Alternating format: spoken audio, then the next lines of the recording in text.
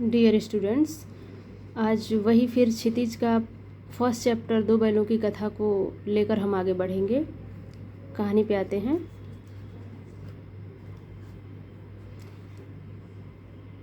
दोनों दिन भर जोते जाते, डंडे खाते, अड़ते, शाम को थान पर बांध दिए जाते और रात को वही बालिका उन्हें 2 रोटियां खिला जाती।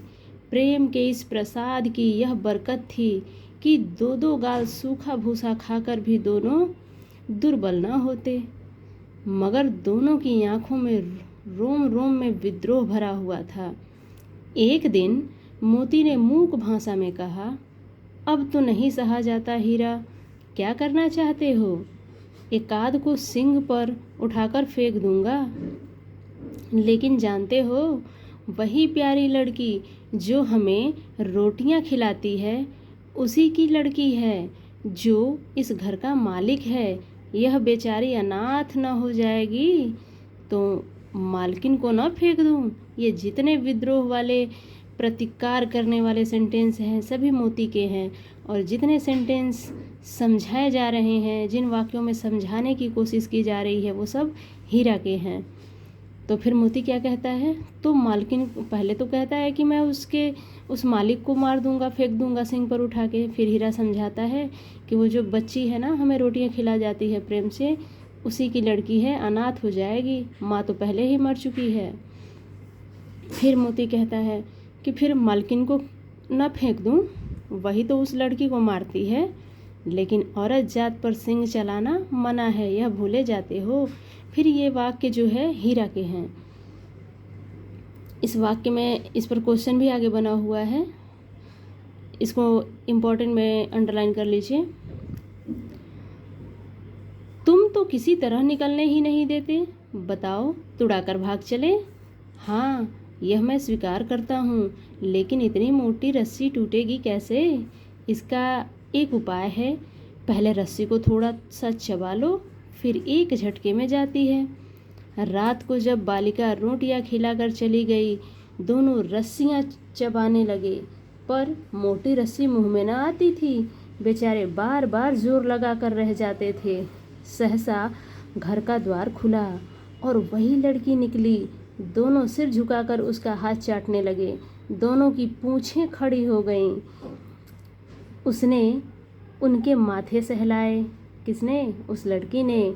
और बोली, खोले देती हूँ, चुपके से भाग जाओ, नहीं तो यहाँ लोग मार डालेंगे।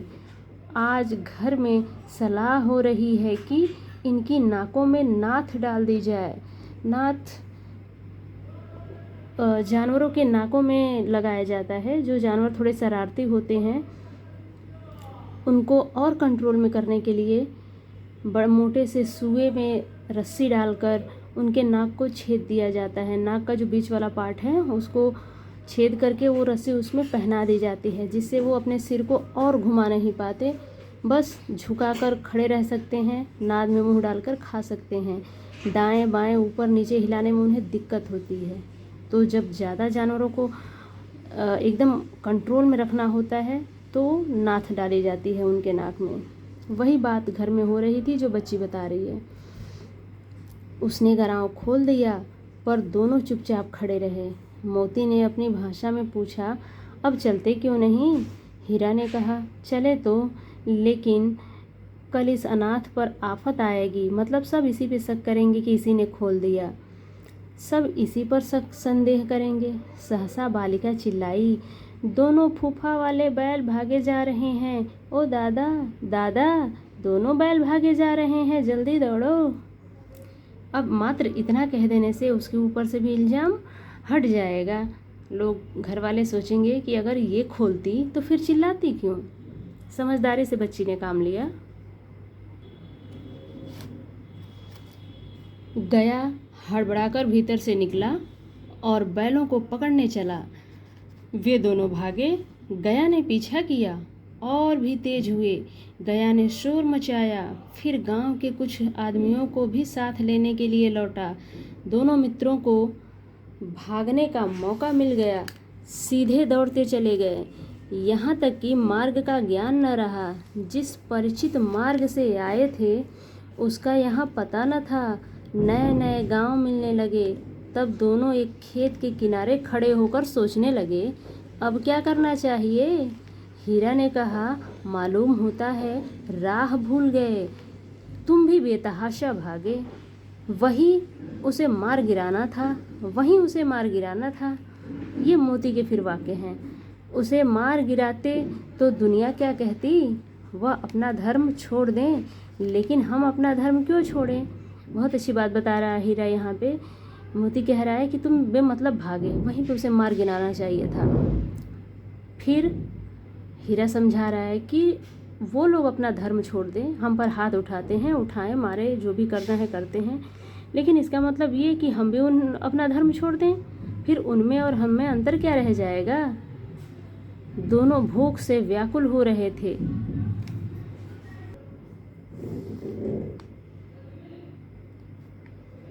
खेत में मटर खड़ी थी, चरने लगे, रह रहकर आहट ले लेते थे, कोई आता तो नहीं है। जब पेट भर गया, दोनों ने आज़ादी का अनुभव किया तो मस्त होकर उछलने कूदने लगे। पहले दोनों ने डकार ली, फिर सींग मिलाए और एक दूसरे को ठेलने लगे। मोती ने हीरा को कई कदम पीछे हटा दिया, यहाँ तक कि वह खाई में गिर गया। तब उसे भी क्रोध आया। किसे? हीरा को। संभलकर उठा और फिर मोती से मिल गया। मोती ने देखा खेल में झगड़ा हुआ चाहता है तो किनारे हट गया।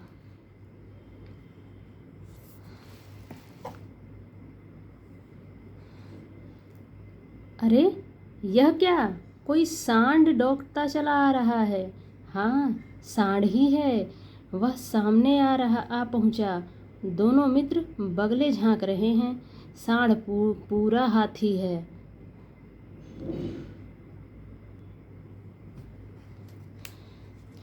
उससे भिड़ना जान से हाथ धोना है, लेकिन न भिड़ने पर भी जान बचती नजर नहीं आती। इन्हीं की तरफ आ भी रहा है। कितनी भयंकर सूरत है। मोती ने मूक भाषा में कहा, बुरे फंसे, जान बचेगी, कोई उपाय सोचो।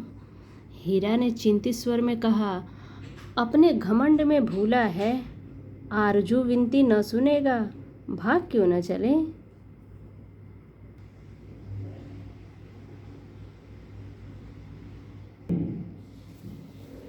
भागना कायरता है तो फिर यहीं मरो। बंदा तो 9-2-11 होता है।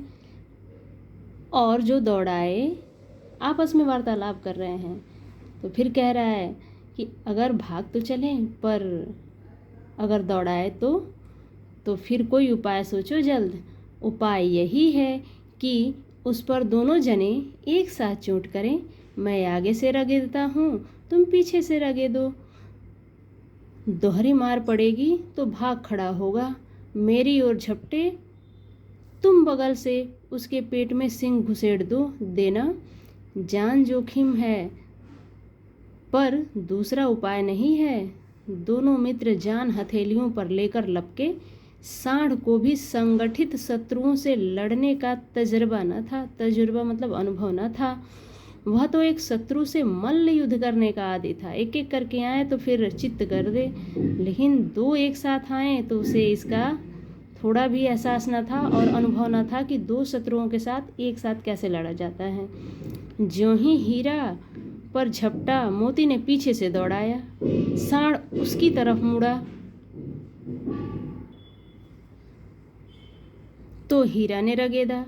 सांड चाहता था कि एक एक करके दोनों को गिरा ले, पर ये दोनों भी उस्ताद थे, उसे वह अवसर न देते थे। एक बार सांड झल्लाकर हीरा का अंत कर देने के लिए चला कि मोती ने बगल से आकर पेट में सींग भोंक दिया। सांड क्रोध में आकर पीछे फिरा तो हीरा ने दूसरे पहलू में सींग चुभो दिया। आखिर बेचारा जख्मी होकर भागा और दोनों मित्रों ने दूर तक उसका पीछा किया, यहाँ तक कि सांड बेदम होकर गिर पड़ा। तब दोनों ने उसे छोड़ दिया। दोनों मित्र विजय के नशे में झूमते चले जाते थे। मोती ने अपनी सांकेतिक भाषा में कहा,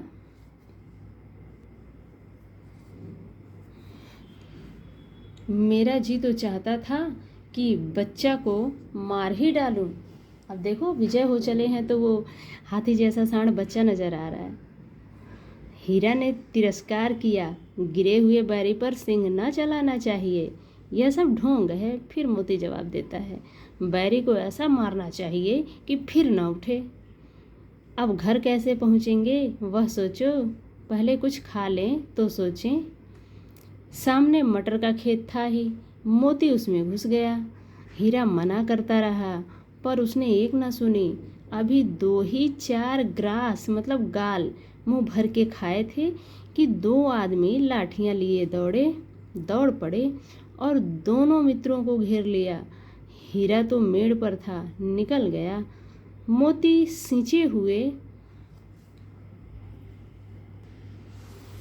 खेत में था, उसके खुर कीचड़ में धंसने लगे, न भाग सका, पकड़ लिया।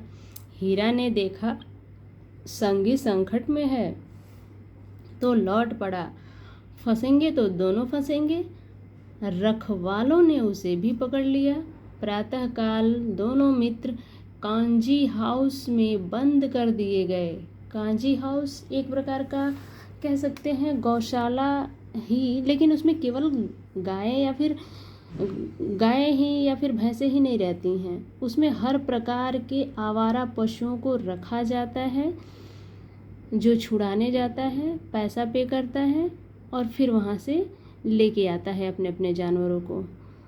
वो एक तरह से कमाने का ज़रिया है। वहाँ पे जितने आवारा पशु जाते हैं उनकी हाजिरी लगती है, रजिस्टर बना रहता है, बेचा भी जाता है। अगर किसी का जानवर खुल के किसी के खेतों में जाके चर रहा है तो वो उसे पकड़ के कांजी हाउस में डालाएगा। फिर जिसका जानवर है उसे छुड़ाने जाएगा तो फिर पैसा पे करना पड़ेगा। मतलब पूर्ण रूप से इसे गौशाला नहीं कह सकते क्योंकि हर प्रकार के जानवर वहाँ पे आवारा पशुओं को रखा जाता है।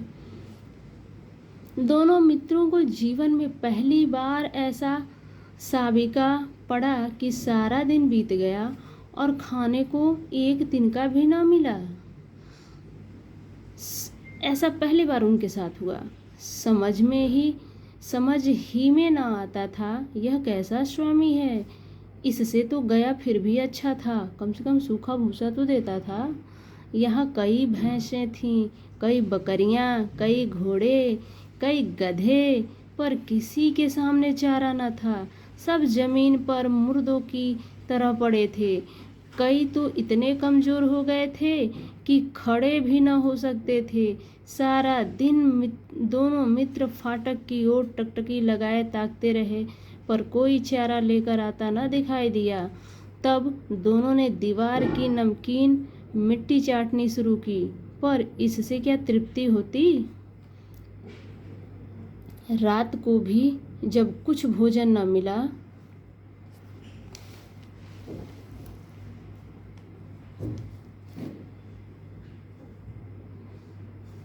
तो हीरा के दिल में विद्रोह की ज्वाला दहक उठी। मोती से बोला, अब तो नहीं रहा जाता मोती। मोती ने सिर लटकाए हुए जवाब दिया, मुझे तो मालूम होता है प्राण निकल रहे हैं। इतनी जल्दी हिम्मत ना हारो भाई, यहाँ से भागने का कोई उपाय निकालना चाहिए। आओ दीवार तोड़ डालें। मुझसे तो अब कुछ नहीं होगा। बस इसी बूते पर अकड़ते थे। ये हीरा के वाक्य हैं मोती को ताने के रूप में। जब हीरा ने कहा कि आओ मिलकर दीवार तोड़ते हैं तो मोती कह रहा है मुझसे तो अब कुछ नहीं होगा। फिर ताना मारते हुए हीरा कहता है, बस इसी बूते पर अकड़ते थे, हमेशा मारो पटको। निकल गई सारी हेकड़ी, सारी अकड़ निकल गई। बाड़े की दीवार कच्ची थी, हीरा मजबूत तो था ही। अपने नुकीले सिंग दीवार में गड़ा दिए और जोर मारा तो मिट्टी का एक चिप्पड़ निकल आया। फिर तो उसका साहस बढ़ा।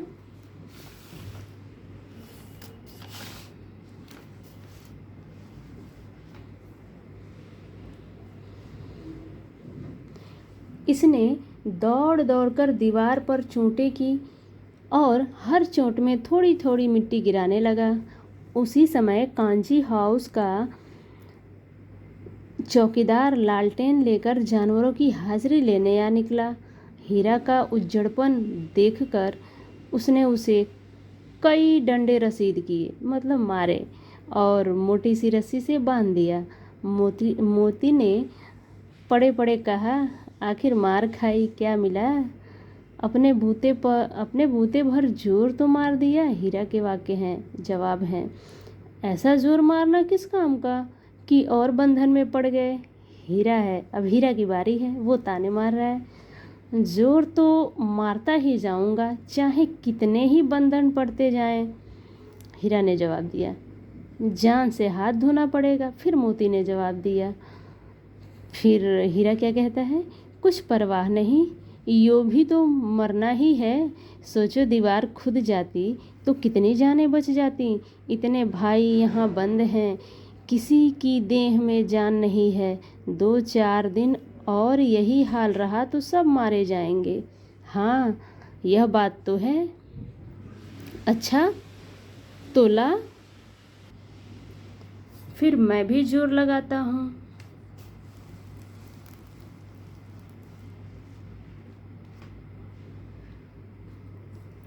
मोती ने भी दीवार में उसी जगह सींग मारा।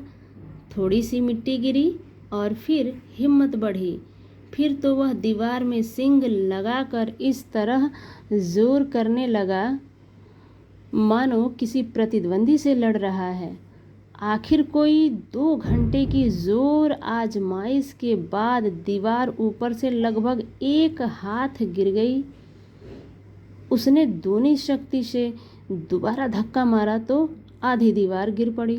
दीवार का गिरना था कि अधमरे से पड़े हुए सभी जानवर चेत उठे। तीनों घोड़ियां सरपट भाग निकलीं, फिर बकरियां निकलीं, इसके बाद भैंसें भी खिसक गईं, पर गधे अभी तक ज्यों के त्यों खड़े थे। यूं ही नहीं, उन्हें अव्वल दर्जा प्राप्त है। हीरा ने पूछा, तुम दोनों क्यों नहीं भाग जाते? एक गधे ने कहा, जो कहीं फिर पकड़ लिए जाएं तो क्या हर्ज है, अभी तो भागने का अवसर है। हमें तो डर लगता है, हम यहीं पड़े रहेंगे।